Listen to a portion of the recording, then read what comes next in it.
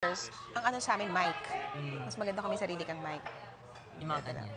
Hindi ako ma-in-ear kasi ayoko. Ay! Mic na lang yung binili So gusto ko. mo yung parang rinig talaga? Hindi, mas rinig mo nga pag naka-in-ear. Ang narinig mo sa in-ear boses Boses mo mo. or yung ano, mas ayoko. Ayaw mo.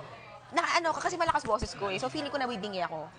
Kasi nung bibili ako ng mic nun, tinatry din sa akin yung baka magustuhan ko din. Wala, So tinubad mic ko. yung ano mo, parang investment. Parang Oo. luxury. Oo, kailangan din yung mga mic nila sa RG.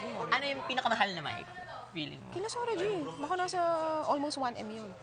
Yung sa akin, nasa 250 lang yun. Sa Shopee. Mahal pa rin, parang bag na. Ganun, lalaki na bamboo. Kasi yung mga ganyan mic, yung capsules niyan, pwede pa siyang i-customize. Capsules o yung, pwedeng yung akin kasi Sennheiser. Parang ito, Sennheiser. Yung ulo nun, kumbaga tapos yun, pwede pa siyang palitan i-customize ng mga magagandang Neumann. Yung kay Bamboo, pinalitan niya yung Sobrang Neumann. Mas mahal pa yun. Kumbaga, upgrade. Grabe, di ba? Pero pagganda ba yung quality?